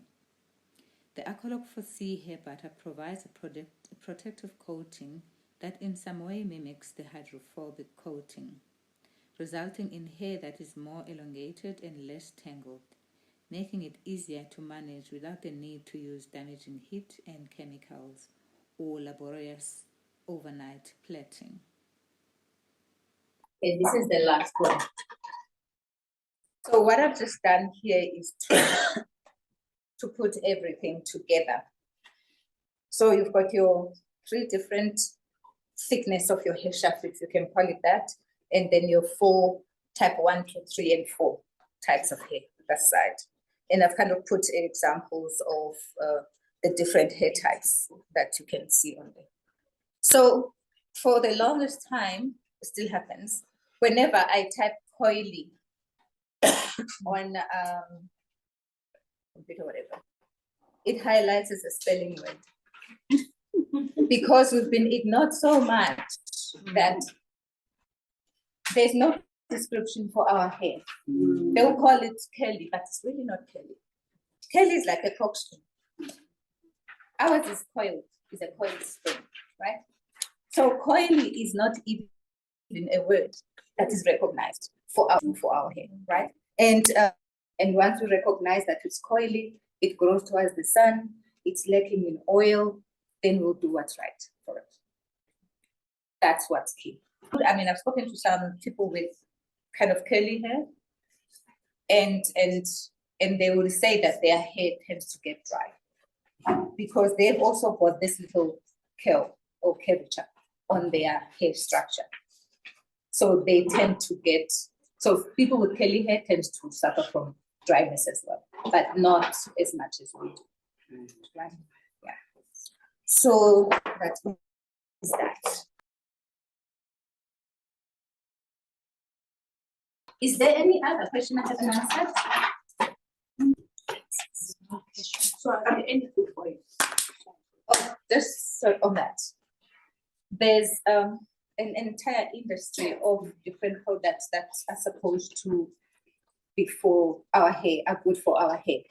And then you get several oils that you put this oil and then you rinse and things that you're supposed to be doing with our hair. When you wake up to the fact that I need to take care of my hair differently, there's a myriad of things. So what I've put together in the hair butter is all you will ever need to take care of your hair. Without this oil and that oil and that oil. It's balanced, it's right, it's what your hair needs. So I mean, you'll see on the ingredients of the hair butter. What is in there is all you need. And don't this oil, well, none of that oil. They don't have what you need for your hair. Are you saying that you only use this product only after every 8 weeks?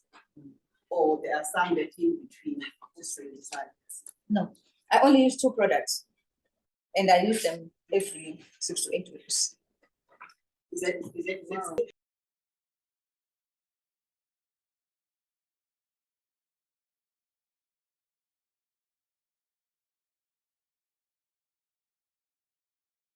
Our volunteer Kamu. Hi guys. Yes, my assistant.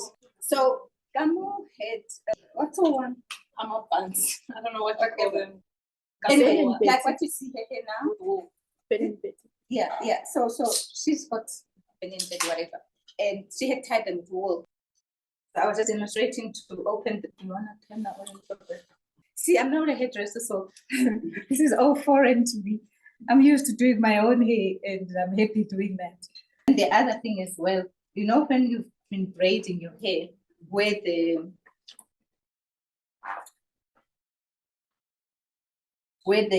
start the braiding, there's usually fluff and oils gathered there that are difficult to remove. So you just use the conditioning wash on that little clump of whatever, and use that to. So no use to work in this way. Anyway,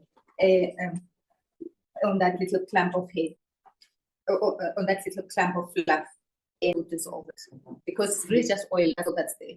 And it's really for a very long time and then it's stand up as well. But because I've seen people, for example, with dreadlocks, wherever they have put braids on top of their dreadlocks, all along the dreadlocks where that thing had, and yeah. So when you put the conditioning wash on that, it dissolves it, and then if you add hair butter to it, it also helps to take that away. So I learned that recently because my daughter decided to put braids on top of her dreadlocks, and she came out with those things on her locks, and they had got very thin because of the pressure of the dreadlocks, of the braids on top of the dreadlock, and put some conditioning wash on it. And as soon as you're done, wash it out, the hair fluffs back to its normal thickness. So it's like a twist. Yes, I'm twisting it. Your hair is fairly straight. Did you really relax it or anything? Or it's just like that? I mean, when it's wet, it coils, especially at the back. I suppose because we are holding it with the wool. Yeah. It's probably massage. But basically, this is what you want to do with the conditioning wash. You want to detangle it. And as you can see, as you do that, so that shaded hair that's been sitting there stuck in your hair will slip out. So what's making you twist it at this stage? So it's better to wash it. It's up and down also funny things. Because after detangling it like this, you've lengthened it and you've removed the knots and all of that. And then when you twist it together, it basically holds the lengthened out state. And then once you've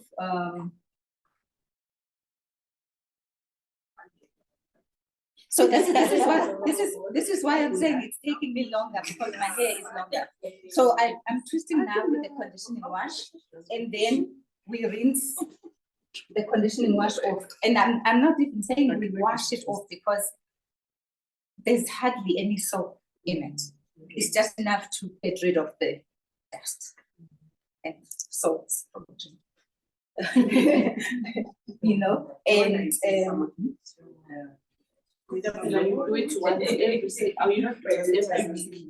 no, that's the thing. Yeah, So once a it's month.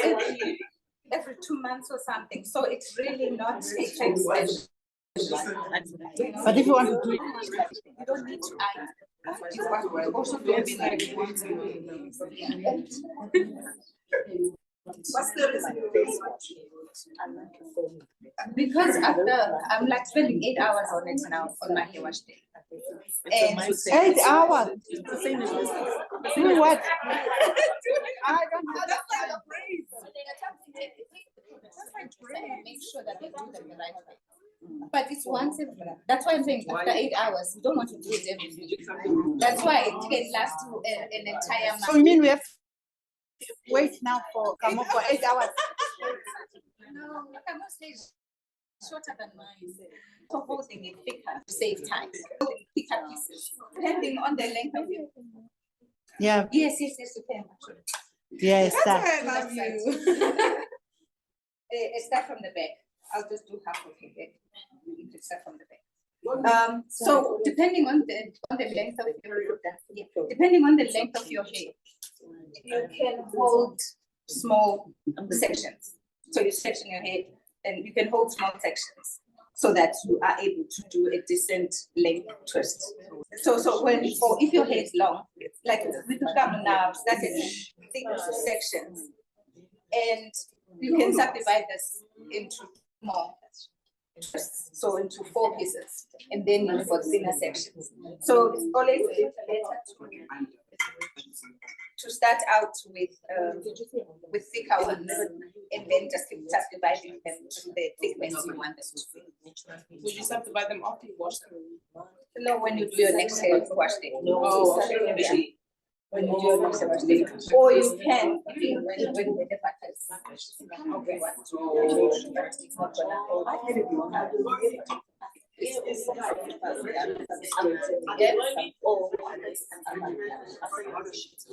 they the same for all months? The same regimen? Same. Use it for boys also. My son, since using the conditioning wash on his hair, he just uses the conditioning wash to wash it and then puts the hair back on. And his hair is soft and he enjoys it, you know. Well, I think another thing shitting about this process is not just about, the looks relating to hair. It's the health part of it. There are other things to do in taking care of. So I know we're here for Afro. My problem is very dry skin. As you can see, I'm busy putting on your hair balm. What is this one now? I've got It's the shower. You run out of body butter. Do you have close by? Extra stock.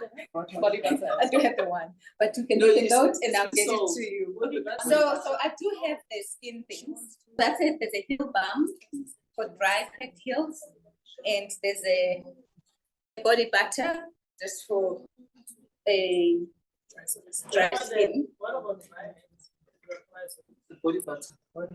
Actually, the heel balm and Oh, the, the heel balm. and the body butter are the same thing. It's just different packaging.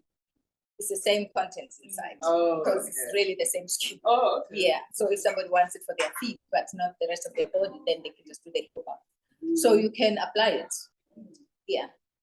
On dry hands. Yeah. I actually have a 20-gram size that you can For the put into hands. your bag or when you're traveling or something, although you don't need to reapply the products actually when you're traveling. And yeah, but it just helps. So let's see. No, I think, shall I come and hold that? just in case. Yeah, thanks.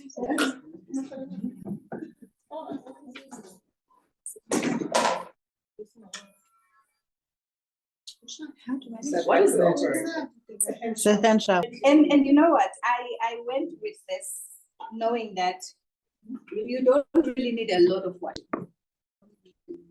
So this would be sufficient to just rinse off.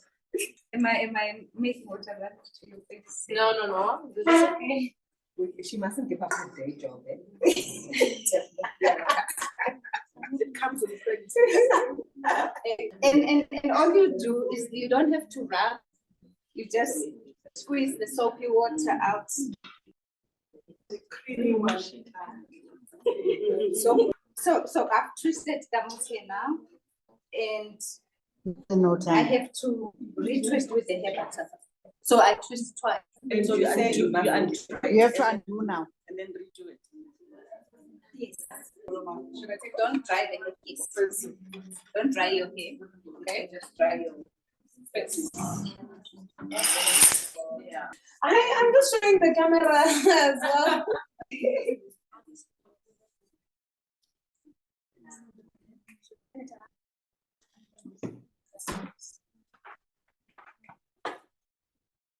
It's like on my body. Is it necessary to take out the twists before you apply? Can you not Yes. put the butter Can on the you twist? just apply it without? On the twist. No, because then it's gonna mat and lock. Oh. Yeah. You What want do to you do next? you want to undo that. Of course, the hair butter now. Yeah. I also do big chunks, so like Just apply from the base to the top, right? And then you do the other one. because she had said that. No, this is different. By the time you're done, you're gonna see how much ornament. hair butter is gonna be on your hair. You know, just So this is it. So when you're gonna braid your hair, if they can separate your. So what I was saying is that if you want to, for example, braid your hair or plait your hair, the first step where you apply the conditioning wash, you can get your hairdresser to apply that in the lines or whatever shapes, sections that you want to use, say for example, for your braiding. So they can open the lines in that way.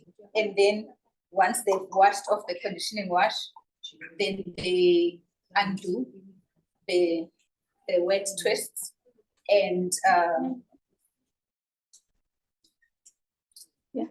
apply the hair butter and then attach the braiding. That's what they want to do here. Or plait. But you need to make sure that you've done the conditioning wash and then you've done the hair butter.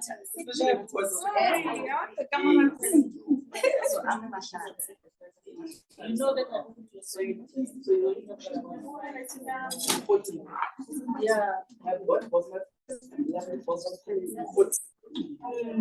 And the interesting thing is that you don't have to put everything.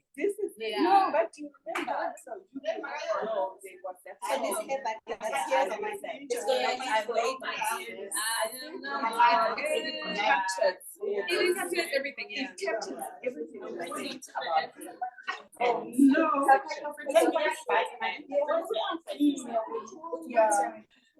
Definitely people are fighting back all the days.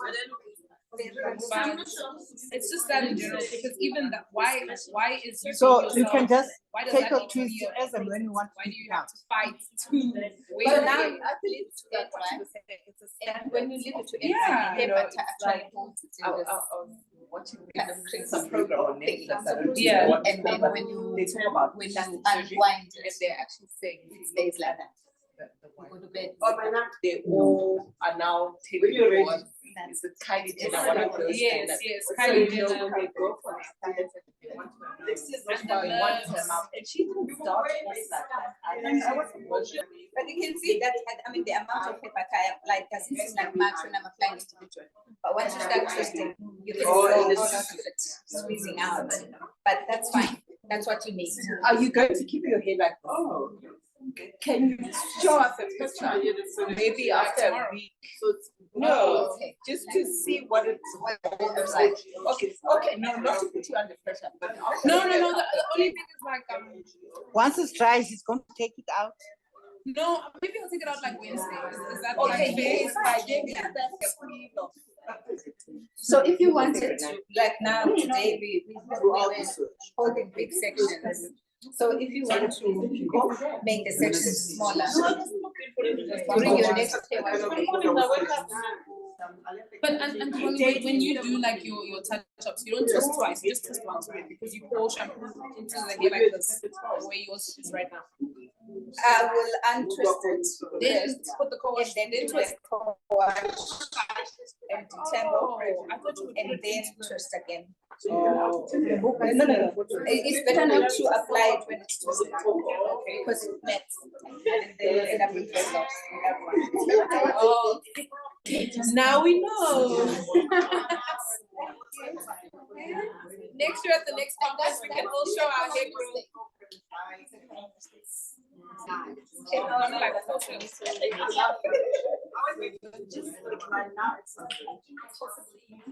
Oh yeah. Like for the same day,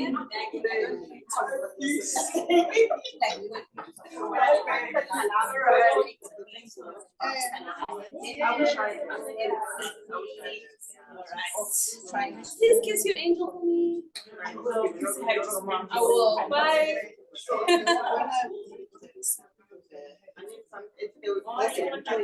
And please and get hair lessons.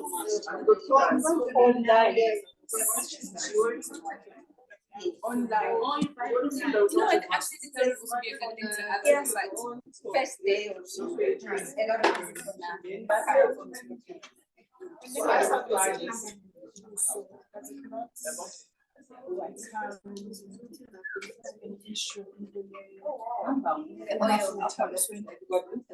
hard work. especially for So, Pamela, it's your own.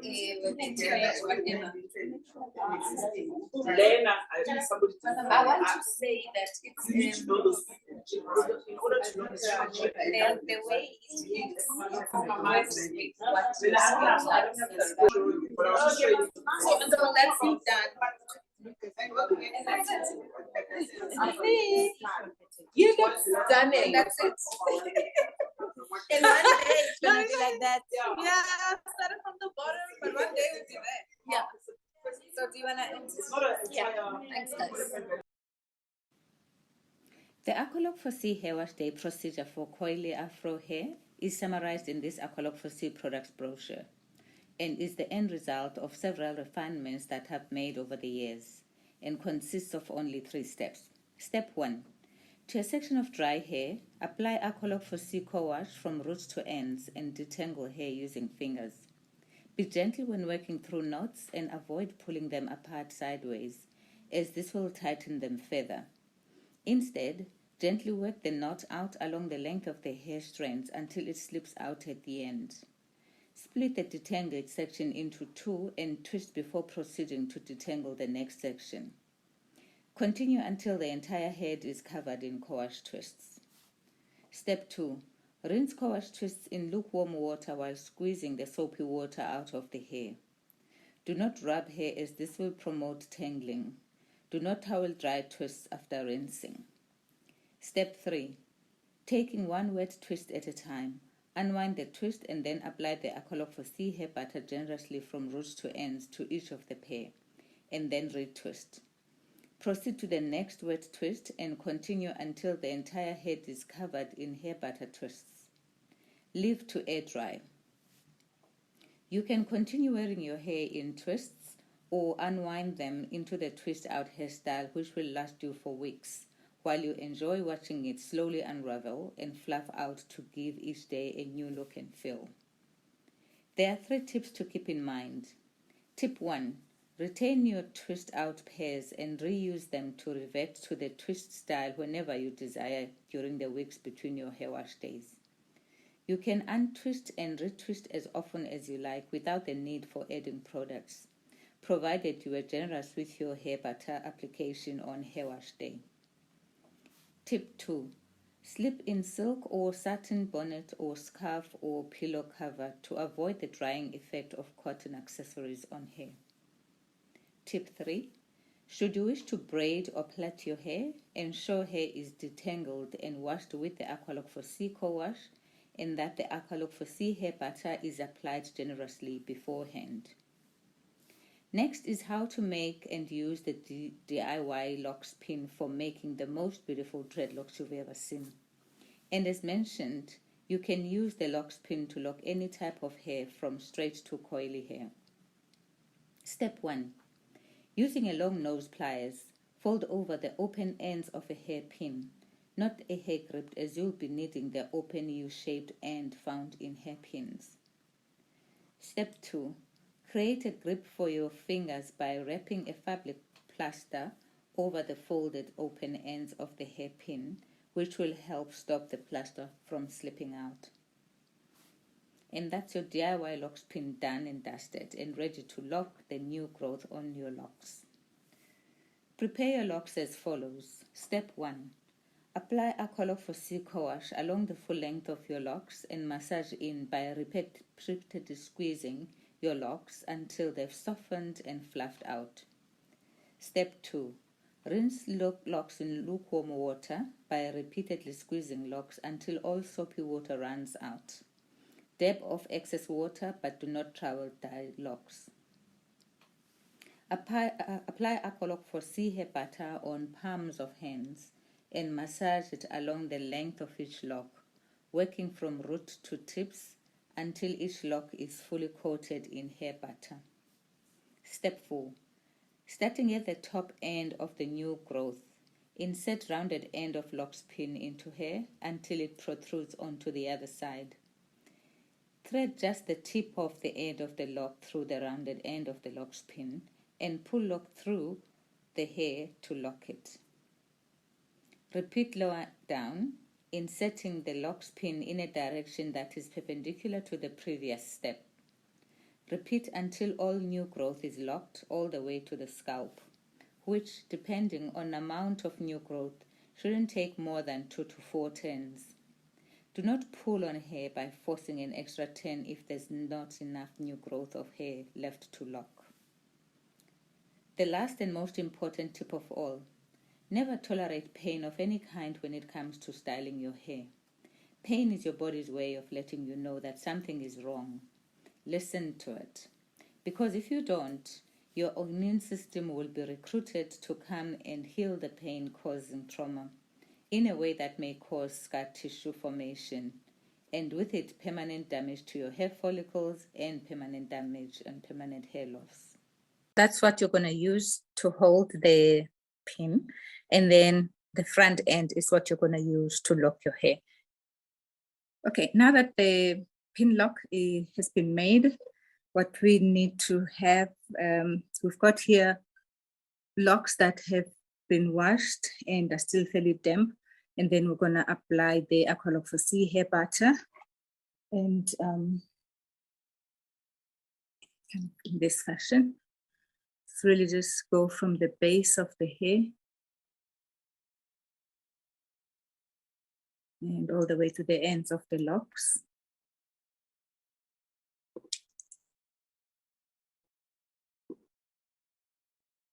It's important to apply the hair butter while the hair is still damp.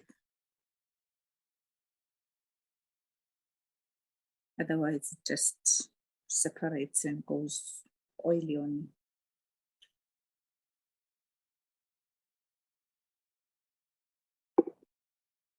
Okay, all right. And then now we're gonna take the pin lock and then demonstrate how this works. So we've got here one lock, and you can see from there to there is the new growth that needs to be locked again. And basically you go in here on one side. So you go in on one side near the top of the hair that needs to be locked. And then you tuck in the end of the lock on the hook part of the pin. Like that, just a little bit. And then you pull it through one way. And then you come back in the opposite direction.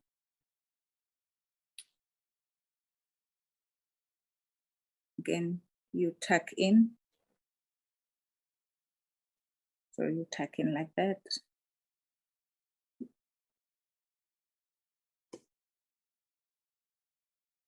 Tuck in on the end, and then you pull through in the opposite direction. And then you keep repeating until you get to the bottom of the hair that you need to lock. Ideally, you want to finish off in the direction you want your hair to lie in. So in this case, this is the front of the head. So what we want ideally is to end in the reverse or in the backward direction when we finish the last one, which goes that way. There we go. That's basically how it goes. So there it is, it's locked, and then you go on to the next one. Okay, it's now done. All the hair is locked. And just remember to make sure that when applying the hair butter, you apply it to the entire lock of hair. Otherwise, if you don't, the lock is likely to dry out. And if it dries out, then that's when you get pieces breaking off. So that's it. Welcome to the 5th and penultimate session of the AquaLoc4cee Hair Talks by myself, Dr. B, a biological scientist. The Hair Talks are my way of taking you along in my journey of discovery on the do's and don'ts when taking care of Afro type 4 hair such as mine. Discoveries that have led me to use my background as a scientist to develop the AquaLoc4cee hair butter and conditioning wash that I use to get my hair to grow and to wear it in its natural state in a manner that is free of pain, frustration, and hard work. And that is the twist-out hairstyle you see on me right now. So with that, let's get on with the 5th session of the Hair Talks. So in today's session, I'll be taking you through the hair wash day and styling process I use to achieve the stress-free twist-out hairstyle that allows me to get up and go on a daily basis with a minimum of fuss. I normally do a wash day when my hair starts to shrink and tends to want to lock, especially near the base of the hair shafts. Then I know it's time to detangle, to remove the shredded hair, and to cleanse using the AquaLoc4cee Conditioning-Wash, which is co-wash, followed by the restoration of hair oils and twist styling using the AquaLoc4cee Moisture Locking Hair Butter. So maybe just as a way to demonstrate what I'm talking about when I'm talking about the hair start to lock. So this is a twist-out hairstyle that I've had for a little bit. And then you can see that the base of the hair is starting to get a little bit fuzzy, even though the ends still have the kind of crinkled end to them, but the base is starting to get a little bit fuzzy. Maybe you can see it here in my gray streak of hair. And basically when it starts to do this, and you can see it's a little bit fuzzy along the outside as well, then it's starting to shrink back into its normal state of the coiled type 4C hair. And so this is when I know that it's time to redo the hair wash day and go through the whole process of twisting again. And then at some point I will twist out. So I normally decant the conditioning wash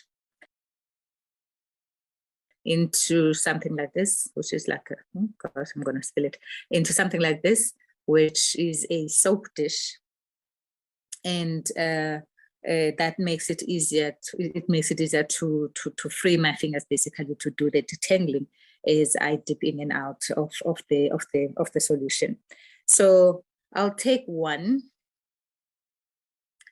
of them, and so basically I'm going from just normal dry hair and dip into the conditioning wash and basically just apply it to the hair like this. And as I apply it, you can feel the hair softening already, and the ends are still kind of tight together, but you gently just undo the hair ends. And this is just how it works. So you can see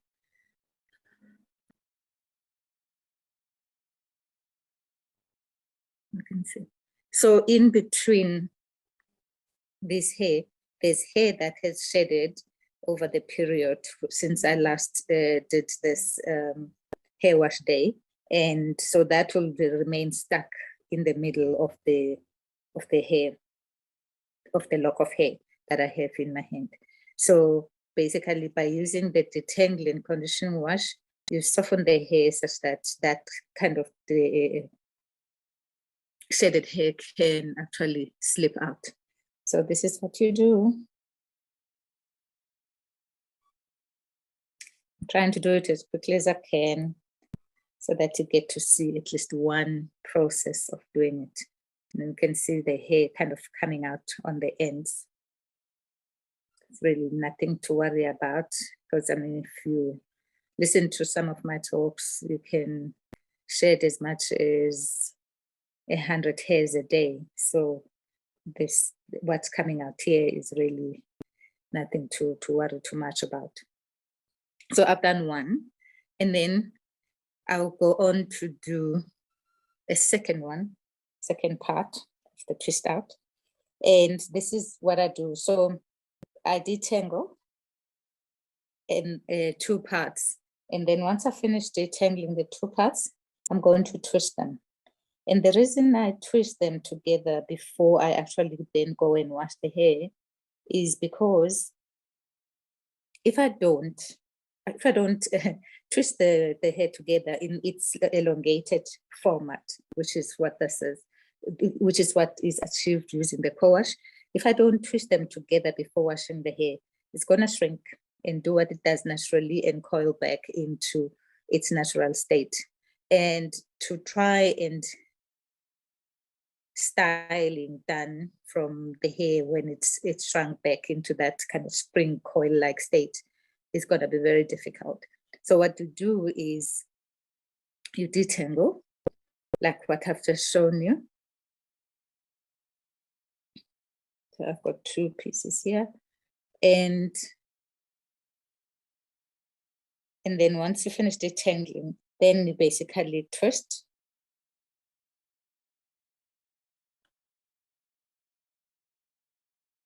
You just twist the 2 parts all the way to the end.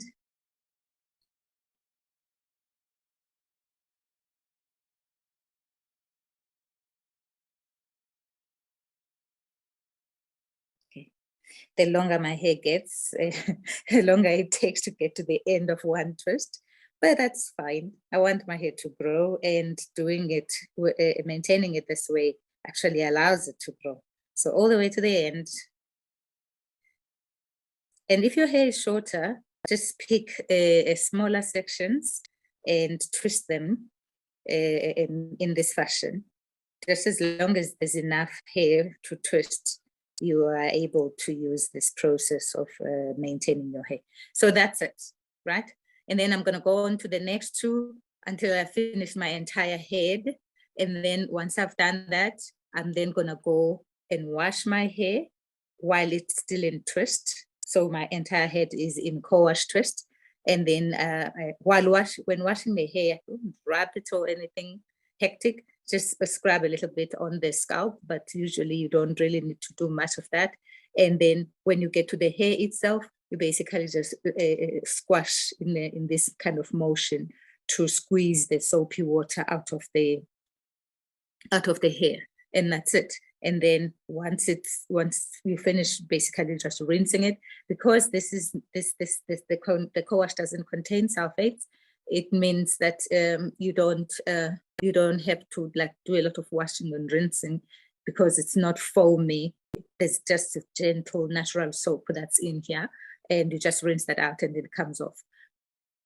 So the other thing to point out is the kind of elongating effect of the conditioning wash on hair. So as you can see, the hair has kind of extended, elongated from the coiled tight pattern. And what that allows you to do is, one, it stops you having to use hair dryers and blow dryers to actually lengthen your hair or elongate your hair to do styles maybe such as braiding or plaiting. And if you can use the co-wash to elongate your hair, to facilitate those hairstyles is better. It's better for your hair. And also the other thing to bear in mind is that the AquaLoc4cee co-wash and the hair butter are not compatible with heat. So you mustn't use heat like from blow drying and stuff like that when you're using these products. It's just gonna damage, degrade the product, and it's not gonna be good for your hair. So this you can use this lengthening effect to make sure that your hair is kind of straight enough, if you can call it that, for use in styles that require you to do that. But I prefer the twist out hairstyle. It just works better for me, and it's not plaited, it's twisted, and it's never tight on the scalp at all. So the other point I wanted to make is that the AquaLoc4cee products are very gentle and on hair and safe to use for your kids. So my son, for instance, he went from struggling with trying to comb his hair for school, you know, that sound on hair when it's really very dry. And once he started using the AquaLoc4cee co-wash, then his hair was nice and soft. He was able to comb it through quite easily, and which makes life easier. And you can use it for your kids as well to avoid them having to lose hair early on in their lives, and then just get them started on these products, and you will not go wrong. So it does soften the hair, and it keeps it moisturized, not moisturized, moisture locked, and which just makes managing it so much easier. Cool. So my entire head of hair has been detangled, and everything is in now co-wash twist. So what's next is this is not okay. So what's next is for me to go and rinse off the co-wash, and then in doing that, I just squeeze the soapy water out of the twists. Yeah, out of the twists. Once I'm done rinsing the hair, I will then there we go. Once I'm done rinsing the hair, I will then while the twists are wet, undo each one and apply hair butter, and do like that for the entire head till the entire head is covered. So now I need to go and wash it.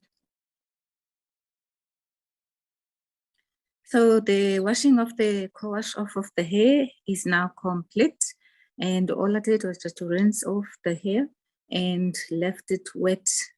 Effectively just dripped on its own. I didn't dry it with a towel or anything like that. And you want it to be wet like this before you then start putting the hair butter. So I'm going to start putting the hair butter. So to do that, I unwind each one. So you want to try and work as quickly as possible so that you finish retwisting the hair in the hair butter before the hair dries off. So this is what you do. Apply a generous amount of hair butter on each one of the pair of twists.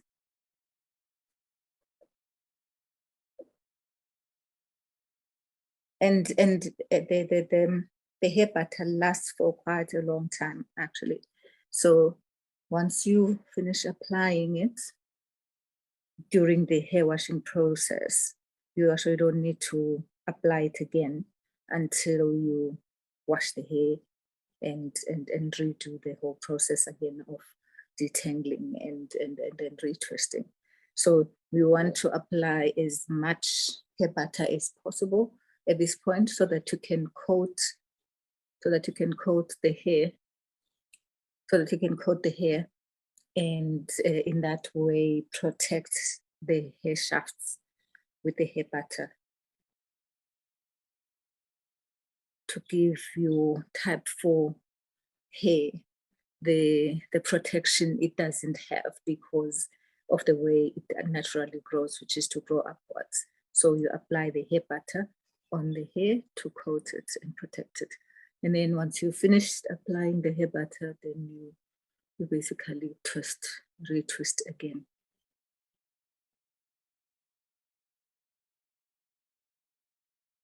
Like I said, I mean, I do use a fair bit, but this is fine because when I've finished twisting, I'll allow the hair to air dry, and then air for maybe 24, 48 hours. And then if you feel like wearing it in twists for longer than that, it's also okay. And then if you want to undo the twists, make sure the hair is dry and you don't use a shower cap when in the bath. So this is, oh my gosh, this is how it's gonna go until I've retwisted the entire head of hair. And then once that's done, also when you slip, you need to make sure that you either slip on a satin or silk covered pillow, or you put on a silk or satin scarf on your head. This, because cotton generally draws moisture from hair and leaves it dry. So you want to avoid hair accessories and sleeping on a pillow that's made of cotton, and hair accessories that are made of cotton. And then this is how it goes. As you can see, the water is dripping down there because the hair is still quite wet. And then you carry on like this until you finish the entire head of hair. So this is the finished product of the twist with AquaLoc4cee hair butter. And this is day 1. So this is how it's going to be. The hair is dry now, and I'll keep it in twist for a few more days and then twist it out when I feel the need to change the style. Cool. Hello again. This is now day 4 of the twist hairstyle, and I'm going to go ahead and undo it in order to wear it in the twist out hairstyle. And it's always important to go from dry hair so that you can then retain the crinkle pattern of the twist hairstyle, and just gently unwind it from the end.